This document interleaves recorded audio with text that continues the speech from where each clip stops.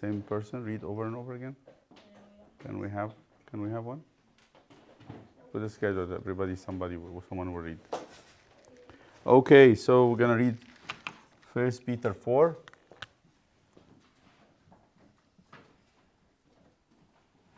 And we're gonna have to put a title. If you read that chapter, tell me what title you think you should put for it. Mm-hmm. Suffering like Christ. That's beautiful. I think would be to say it better with.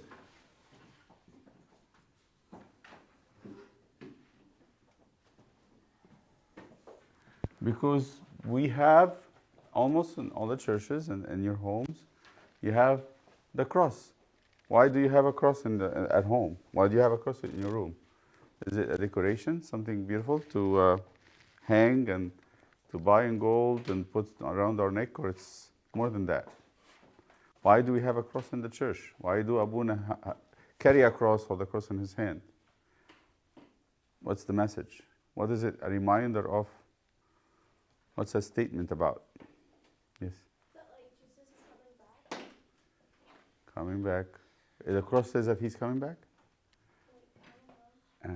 Yes. That he suffered. How did he suffer? Right? Jesus suffering is actually in the cross. The cross is what he carried every day, not just when he carried the actual wood of the cross. Jesus suffered every day. When the Father sent his Son to the world, and the Son told us about the Father, people who didn't like God, didn't want to have anything to do with God, started hating him. They didn't like him. So they wanted to, one time in Capernaum wanted to throw him off the hill. Another time they would call him names. Another time is would argue with him big time. And eventually they wanted to kill him. Ultimately, they said, we cannot keep him alive. That's enough. So they eventually wanted to kill him. So that cross is the big sign for resisting Christ. That he suffered for truth. That he came to the world as the truth. As that he came to say basically that God exists. That God is just and powerful. That he's loving and he's calling us to life. But then people hated him big time. Why? Because he's showing them a different way of life. They didn't like it at all. His words were too much for them. So anytime you have a good Christian, a real Christian, would be part of this, because the world would hate him. And anyone from the world, anyone who's worldly, would hate a Christian, would not like their ways. They wanted them to be shut up, get out, go away, die. So suffering with Christ is the title of chapter 4. I told you, all these letters, James and Peter, is about suffering with Christ. That's the main message. The main message is suffering with Christ. So let's read that chapter. Okay, go ahead. There is something special about this people that St. Peter is sending letter to. They were actually going through hard times, big time hard times, in Asia Minor, in Turkey. Let's go. Who's supposed to read today? Who didn't read for a long time? Huh? Joseph? Okay, go ahead, Joseph. Therefore, since Christ suffered for us in the flesh, arm yourselves also with the same mind. For he who has suffered in the flesh has ceased from sin. What image is that he's giving? Good, stop here. There's an image here, St. Peter is given, again. And there's a key word, an image. He's painting a picture. And the key word is arm. What does arm mean? Joseph, you know what arm means? Say something. It means guard. Guard, arm, guard. More than that? What's an arm? Yes. Protect. So when do you say that? Arm yourself. A weapon. Get yourself a weapon and be on guard because somebody's going to come to attack you. So who is coming to attack? And what weapon is St. Peter deciding or describing for us to use? Read it again. Read it again, and let's see what enemy he thinks is coming to attack us, and what is the weapon that he's trying to tell us. What's the gun, or the sword, or the rocket? Yes. Like the same mindset that Jesus had. Okay, but what's he saying? The mindset is, yes, it's the mindset of Christ. Arming. You know, when you have a house, and if you have in the church, like in the church, we have an alarm system. What does it say when you set the alarm to go off if the door is open? Meaning, they go off. Teet, teet, teet, teet, right? So arming with the mindset of Christ. Mindset of Christ. What's the mindset of Christ? What specifically an idea that he's asking us to have that Jesus had? What the idea was? Read it again. Read it again loudly so we can actually think about it. Go ahead. Therefore, since Christ suffered for us in the flesh, arm yourselves also with the same mind. Okay, so the mind of Christ is to be ready for suffering. Suffering. And he says, when you put that in your mind that you're going to suffer, as like your life is not going to be easy. Okay, continue. For he who has suffered in the flesh has ceased from sin. Ceased from sin. What is the enemy here? Sin. Sin. I'll tell you. This is how it happens. So sometimes we know it's wrong to do something, but it's tough. We just came through a vacation time. Most of us maybe had an assignment, maybe didn't, and they needed to finish the assignment before the end of the vacation time. But you look around, oh, there is an iPad around. There is a TV. It's gonna hurt. Sit and study and do math, yucky. And read books, right? Answer questions, ew. That hurts. No, it's easier to put on my iPad and look at YouTube and watch gamers play and all that stuff. It's fun. Watch movies. So because I am not ready to suffer, what happens? I come at the end, and then comes with it. The package comes with it. Mama and Baba asks, especially Mama says, "Honey, did you finish your homework?" "Yeah, Mama, yeah, I finished." "What's that?" That's a lie. What's that called? A sin. Because we're not ready to suffer, what will happen? We're open to sin. You're not guarding your house. You're going to have lots of sin by the end of this because you want easy. You're not arming yourself with the mindset of Christ.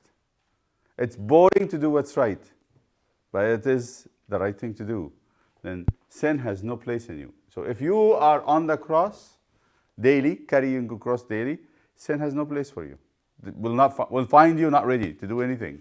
Say, I prefer to do this. When Jesus went to Gethsemane, he cried and said to the Father, "Let this cup pass. I don't like it. It's hard." But then the answer was, you have to drink it. So Jesus was okay with it. At the end, he said, "Okay, let it be your will, not mine." When he armed himself with this, he went and saved us. We get that? If you're ready to suffer with Christ, sin has no power over you. Why? Because you're arming yourself with something. What's that? What's the armor here? What's the weapon? David? Yeah, say it to me before you say it yourself. Which is ready to no, to suffer. Ready to suffer. Read this verse again. Go ahead.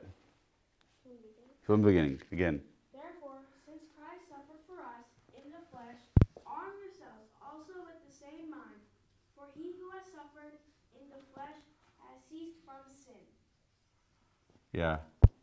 In the flesh. Fast. not talk too much and gossip. Cut big time of your entertainment that's useless, which is boring. Boredom is the biggest suffering of our age that everybody wants, and it's not our age, every age. And we don't want to be bored. It's like an enemy. But it's our way to become Christian. It's our way to heaven to be bored, by the way.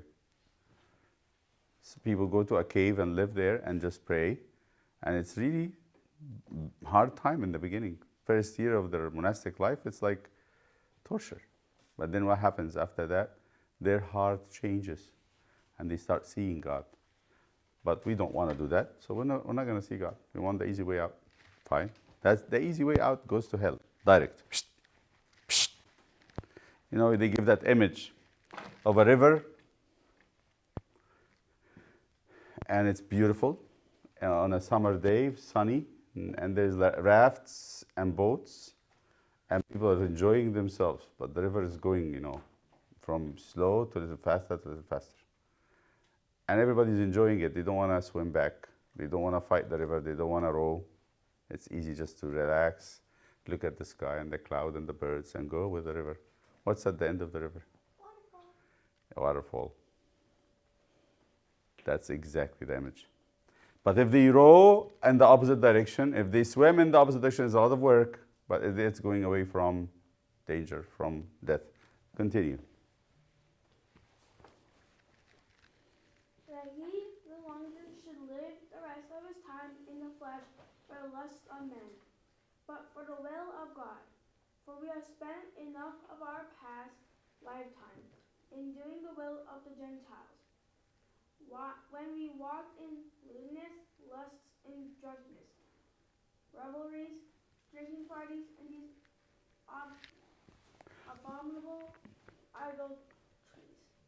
So he's listing some of the stuff that people does in Asia Minor, in Turkey in the time. What are they? Let's list them again. What are they?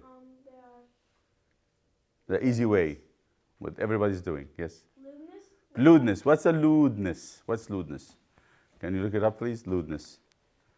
I guess you have your phones for nothing. Lewdness. Lewednenes. S. E-S-S. Yes, John.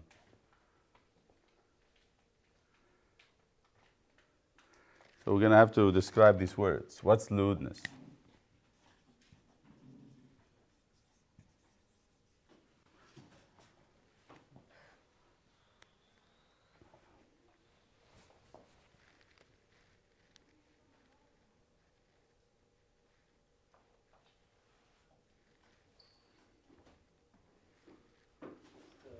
Quality of being very sexual or lustful and an offensive. Say it again.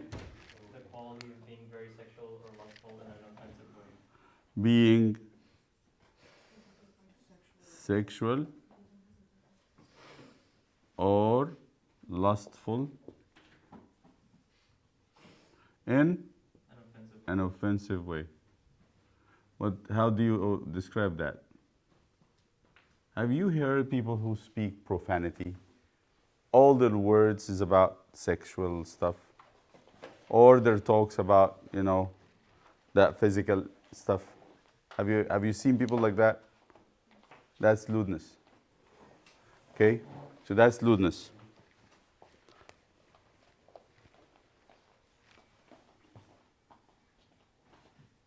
And what's the second word? Lust is the same thing. You know what lust is?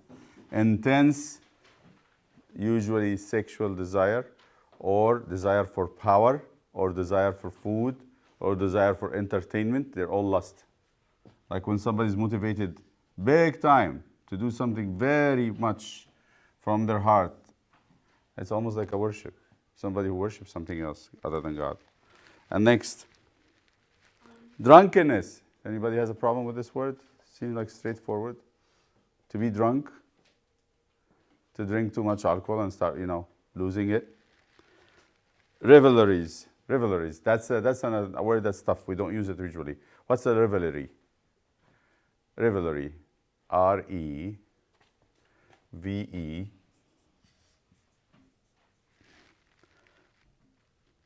L-R-I-E-S. It's plural for revelry, yes? It is lively and noisy festivities, especially when these involve drinking a large amount of alcohol. Okay, this is something you can see in college. Very common in the colleges here in the States. They call it what? What's the common word? Partying. One day I went on a bike ride in Iowa, and it was like a 400-mile bike ride. It took us a week. And the end of it, I didn't know. I really didn't know that this would happen. It was devastating. At night, people started to get drunk and loud and do things that I've never thought people would do it in public. It was very bad. And I regretted going on that bike ride. It was nice. With 10,000 people going from one border of the state of Iowa, from the river, the Missouri River, to Mississippi River. They have a ritual. They dunk the bikes in the water of the Missouri, and then they go the 7 days, and then they dunk it in the Mississippi. Iowa's between the two. The last night, which was a Sunday, people went crazy. They got drunk, got naked, started doing things, and I wanted to die. I wanted to get out of there. It was like hell open loose. I remember that scene whenever this word came. This happened. And you're going to see it, and hopefully, I hope you don't see it, but if it happens, don't be shocked. I already told you about it. And this was practiced from the time of St. Peter. People get to have fun. What does that mean? I mean, that means they have nothing. They have no life. They would do anything to have fun. This is exactly what the Israelites did in front of the golden calf when they worshiped the golden calf, which God was very unhappy about. Has nothing to do with godly people at all. Revelries. So what's revelries again? It is lively and noisy festivities, especially when those involve drinking a large amount of alcohol. Okay, has to be with drunkenness. Okay, next. What's the next word? Drinking parties. Drinking parties, the same. And abominable idolatries. What's idolatry? Worshipping idols, idolatry. What's abominable? Abominable. Abominable. Means, it's an abomination. Means, what's an abomination? Hated, hateful, something disgusting. Okay? Something disgusting. People who worship God, they hate that. Okay? So continue, Joseph. In regard to these, they think it strange that you do not run with them in the same flood of dissipation. What does dissipation mean? Dissipation. It's a word to mean to. What's that? Dissipate means with reference to a feeling or other intangible. Disappear or cause to disappear. Find another meaning. Dissipation. Dissipate. A decent squandering of money, energy, or resources.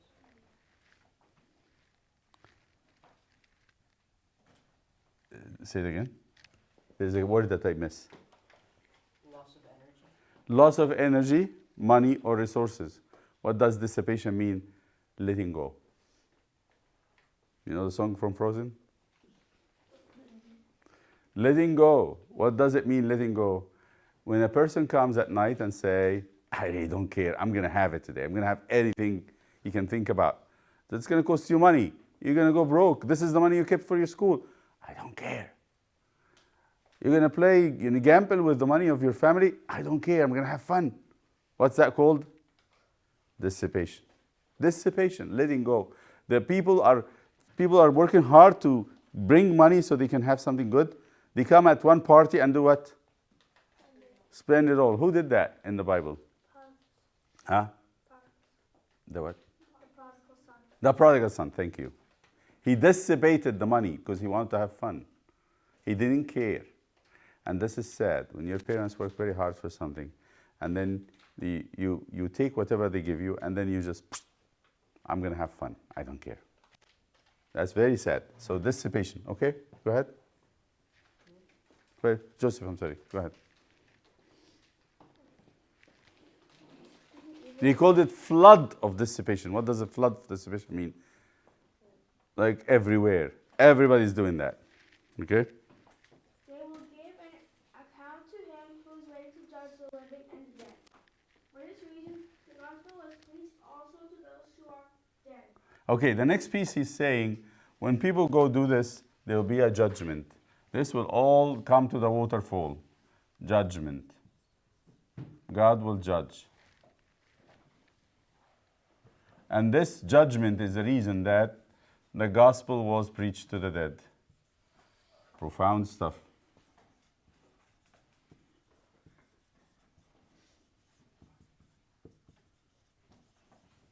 How did that happen?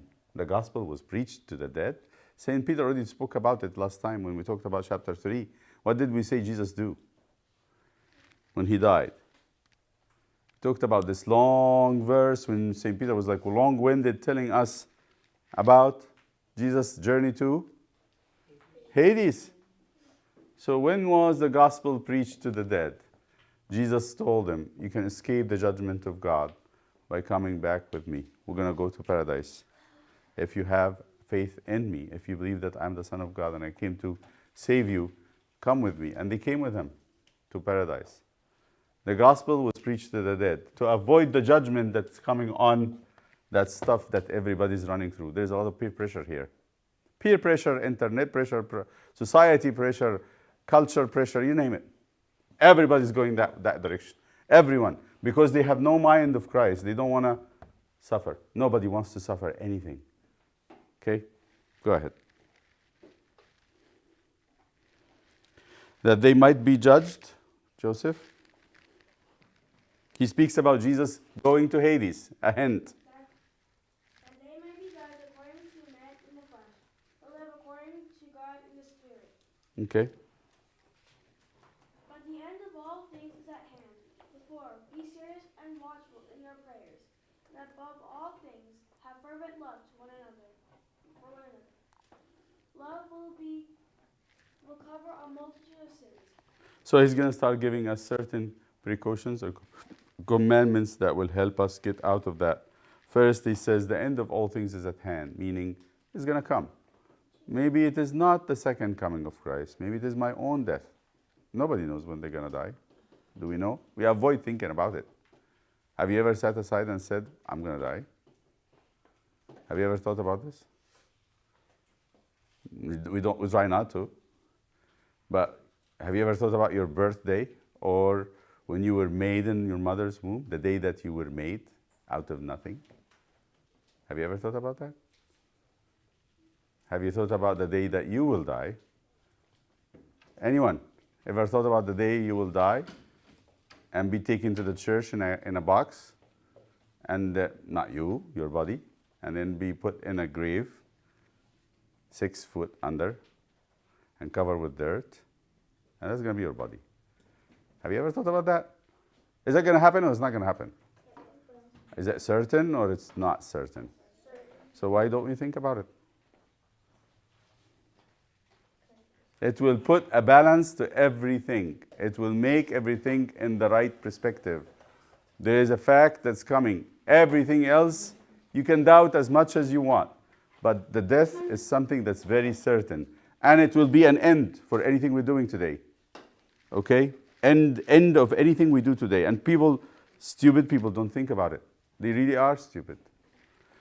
So he's saying, the end of all things is at hand. Therefore, be serious. Let's be serious. And don't joke about everything. There's a time to joke and lighten up a little bit. But if you take everything jokingly, is this going to do anything good for us? No. Because there is serious stuff that's going to happen. Dying is serious. It's not really any joke. Okay? And watchful in your prayers. He says, so Jesus said it, watch and pray. He said this at the end of his life. He said, watch and pray. How many of us know how to pray? How many of us know how to talk to God? How many of us have that attitude of seriousness? One thing I want to tell you about prayer, the most important ingredient in prayer, is seriousness. You wake up inside of your heart and say, OMG, I'm going to talk to God. I'm going to talk to God. So can I say anything? If you go, let's say that I make an appointment for you in the White House and you're going to talk to the President of the United States, who is a human being. Are you going to go there and just say, I'm going to come up with some words when I come there? Or are you going to prepare yourself and know how to speak? You're going to make a speech. You're going to talk to the President and say, if you are forced to it, Patrick, you're going to have to prepare. I know it's dreadful. It's serious. You don't want to make a stupid mistake or say something foolish that would be caught on TV. And people would rehearse it over and over and over and over and over again and say, look at this stupid guy who made that stupid comment in front of the president. So let alone the speaking to God. That's why in the church we memorize prayer. We think about them ahead of time. And when we say them with complete watchfulness. I'm very careful what I'm saying before God. I'm not going to stand before God and say nonsense. That's just crazy. I think that's why in the Orthodox Church we don't encourage much your improvisation. Don't improvise. That's why the church gives us lots of memorized prayer. You're standing there and singing a psalm. You're standing there and saying the Thanksgiving prayer. But if you are clever in that, and you're very clever, maybe you can come up with a couple of words to say. And Jesus told us what kind of prayer a person can say from their own heart. What? Lord, forgive me, a sinner. And that's it. You don't say much. Oh, because she did and he did and my mother was angry with me, so I had to do this. That's nonsense. You don't say that stuff before God. You just say, Lord, forgive me, a sinner. The prodigal son coming to his father didn't say much. What did he say? I have sinned before heaven and in your sight, and I'm not worthy to be called your son. That's all what he could say. He didn't make a long speech. But when you want to make a long speech and stand before God for a long time, if you enjoy it, let's say the Psalm 50. Let's say Thanksgiving prayer. Let's say the Lord is my shepherd. Let's say something that I know coming from the Holy Spirit and going to God. Let's go. So, watch and pray, he says. Next. Go ahead. Then he says, watch and pray, number 1. I'm going to say this is called preparing for judgment. 1, watch and pray. 2, what did he say? Joseph?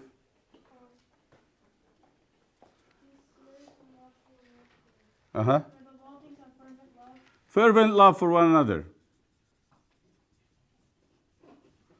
When he says one another, what he talks about? Really? And this is what I think you go wrong. So you're going to have fervent love. Fervent love means hugging, kissing, praying for, serving, starting to do something good to the people, and being very, very, very fervent, very feverish, like and loving. Can you do that with a kid who hates your guts in the school? That's crazy. I just want us to be understanding what the apostles and Jesus mean when they say, love one another. When I say one another, what do I mean? Be careful now. This is a commandment of the New Testament. New commandment I give unto you, that you love one another as I have loved you, Jesus said.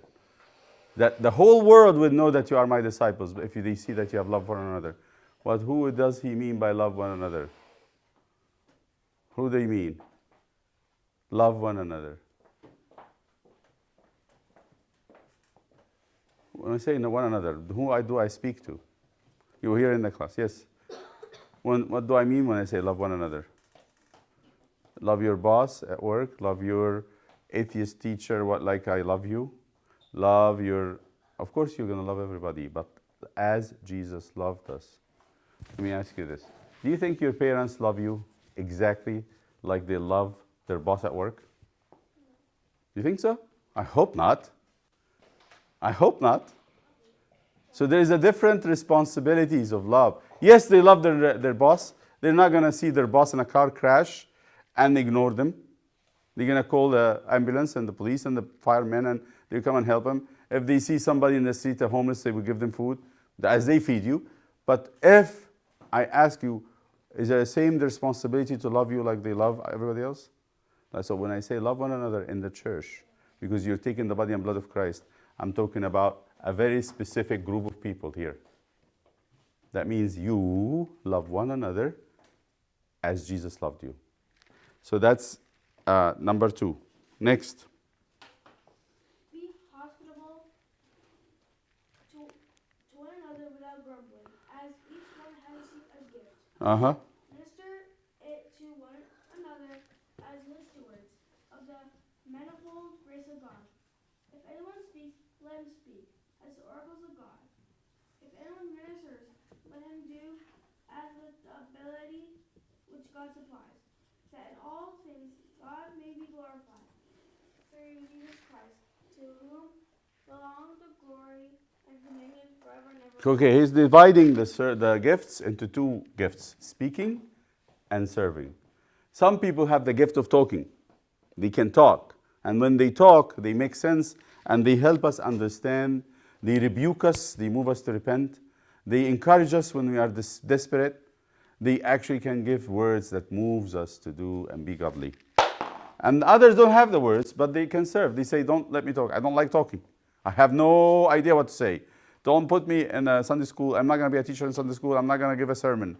But what do you want to do? He says, I can clean the church. I can give rides. I can take people to the hospital. I can actually sit with an old man, see what they need, a sick person.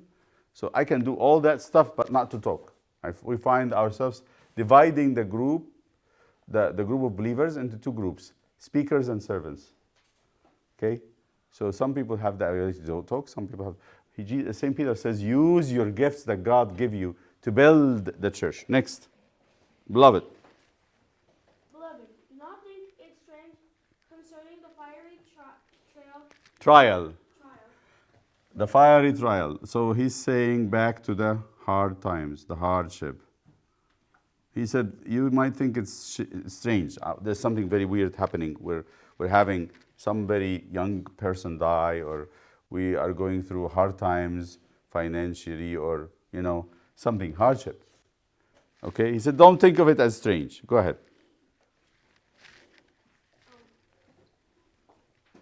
Which is to try you, as through Though though some strange thing happened to you. But rejoice to the extent that you partake of Christ's sufferings, that when God, his glory. glory is revealed, you may also be glad with exceeding joy. So if we don't resist the hard times, we will have gladness, joy when Christ comes. Go ahead. Well, how are we going to have joy? You know that all of us, those who are going to die before Christ's coming, will be raised up again, as if somebody's waking up from sleep. And when you wake from sleep, it is not the holidays. It's actually much better than the holidays. It is Christ coming to take us to the permanent holidays, when there is nothing wrong. We cannot do nothing any wrong. So when you were patient with hardship now, when Jesus comes and you're waking up, you're exceedingly happy. Okay? Because you have suffered with him. That's what he's going to say. Go ahead. Mm-hmm. If you are reproached for the name of Christ, blessed are you, for the Spirit of glory and of God rests upon you. Well, who said that before? Jesus in the Beatitude. He said, blessed are those who are persecuted for righteousness' sake, for theirs will be the kingdom of God. So he's saying the same thing. The kingdom of God in St. Peter language is the Spirit of, blessed are you, he's giving the Beatitude again. Blessed are you, the Spirit of glory, the Spirit of God rests upon you, right? And you will have joy. Right, okay, next. Mm-hmm. On their part, he is glorified. Let none of you suffer as a murderer, a thief, an evildoer, or as a busybody.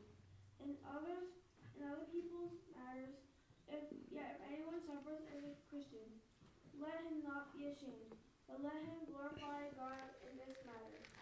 There's two types of suffering here. He says suffering for one reason and suffer for another. What are they? What is the two things that you can suffer for? Okay, someone steals something, and they go to prison, and they sit there facing the wall in their cell, and they have no freedom. It's taken away from them, and they suffer. They suffer. People in prison suffer a lot. It's a suffering. Is that a good suffering?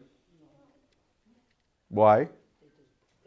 They did something wrong. So what St. Peter is saying here, let no one of you, of the Christians in the church, suffer as a criminal. Because criminals in the society, they take them and imprison them, and they take their money, they take something from them, so they suffer. So he says, it's good to suffer for Christ because you're a Christian. It's actually not good to suffer as a criminal. There's nothing that's going to happen. Continue.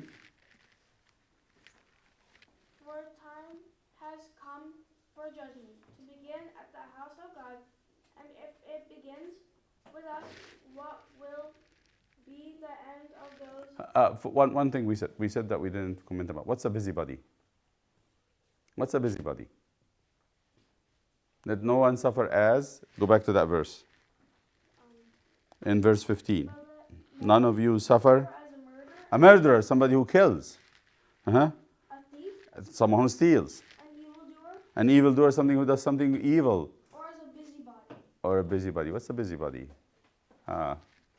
What's a busybody? Anybody? Yes? Is it like those people who are so busy they don't have time for other things? No. What's a busybody? Look it up. It's a person who goes in other people's business. Can you find out the official definition? So it's not John's definition. A busybody is someone who meddles in the affairs of others. Somebody who meddles in the affairs. So you were correct, John. You vindicated. You stand corrected. The busybody is a person who is nosy, who wants to know other people's secrets and want to talk about it with someone else. Gossipers. Busybodies are gossipers who transmit people's businesses. He says, these people will be rebuked. Somebody's going to come back and give them a hard time. Somebody's going to look at the person who's busybody, not any of you, and he would say, why did you talk about me? Why are you doing this in front of everybody, and embarrass them? If that happens and embarrassment is happening, is that okay? Absolutely okay. Yes, they needed to do that. They needed to be told they are wrong, right? They're going to have some hard times. So he said, let no one, he puts them with the murderers actually. He puts those busybodies with the murderers. Let none of you suffer as a murderer. What happened to the murderer? They will be prosecuted, and they be actually executed sometimes. In some places they will be killed. A murderer will be killed. How about what happened to the thief? They will put in jail and their money will be taken away. What will happen to the busybody? They will be embarrassed and talked to harshly. So all these hardship should not be yours. We're not talking, St. Peter is not talking about them. The hardship he says to take and be okay with it is the hardship for Christ. When somebody says to you, I hate you because you're Christian. I don't like you because of your Christ. And you're still following that religion. You're an old-fashioned person. You're this, you're that. It's okay. Yes, Jesus was told the same thing. Continue. Therefore, humble your... Now, 16. If anyone suffers... 16. Yet if anyone suffers as a Christian, let him not be ashamed, but let him glorify God in this matter. For the time has come for judgment to begin at the house of God. What does that mean? The judgment at the house of God begins at the house of God. God is going to judge the world, and the beginning from his own house. Sometimes when we have hardships, it is God's way of cleansing us, so that when we go to him, we've done. There is no discipline to be done. Continue.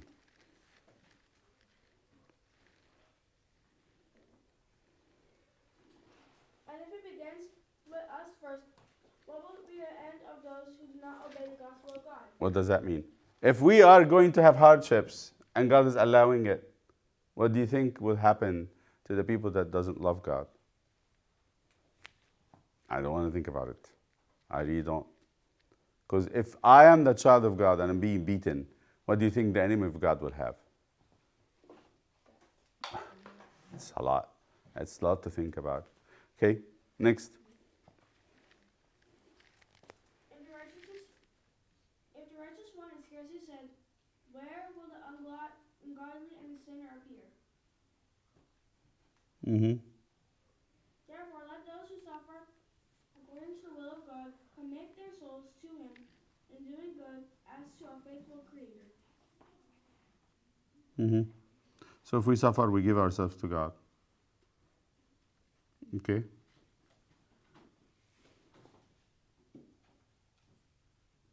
Next. That's it? Good. That's it. So we commit, as he says, if you suffer, if you have these sufferings, commit your soul to Him in doing good as to a faithful Creator. I love this verse. It says, whenever you are in hardships, give yourself to God. He's a good Father. He's faithful. He's going to take care of you. Whoever gives himself to God in suffering, in hardships, when you're going through an anxiety or pain, they will find God very caring, very tender. He knows He's allowing us to suffer. It's almost like, I'm just going to give that example always. If a mother takes her child, her daughter, to the doctor to get a shot, and she knows that the girl should have the shot to protect her from bad infections and death. But it's pain. Shot in the butt is not fun, is it? It's not fun at all, right? So what does usually the mother do as she's holding the child? When the child's butt is bare and the needle is going through, what does the mother do? What do you imagine the image? What does the mother do? She takes the baby and she does what? Hold her tight and comfort her.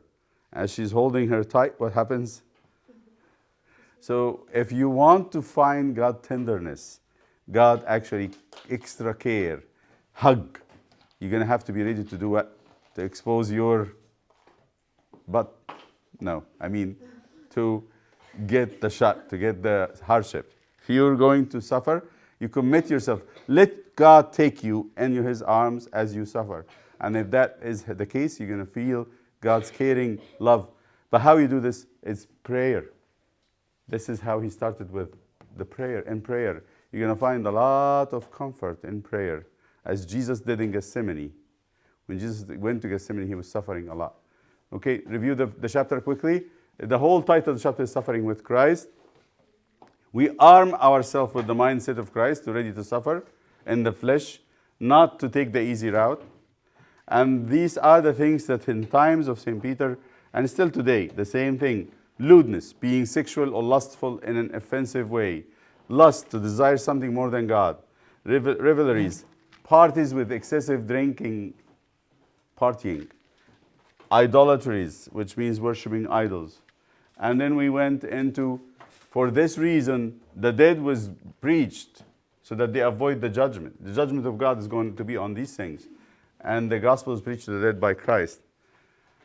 And he said, preparing for judgment, for this reason you have to watch and pray. Be fervent love for one another. Be hospitable. Use your gifts. And the gifts are two parts, service and speaking and service. And then he goes back to the hardships. He says, it is better to suffer for Christ, to be a Christian, than to suffer for evil.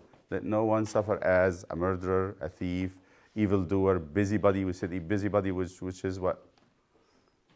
A gossiper, somebody who speaks about others and meddle in the business of others. And because God's judgment is going to start from His house, we're going to feel it first and then others. If we are feeling some hardships, what do you think the case for the people who hate God will be like? I don't want to think about it. Okay. Thank you.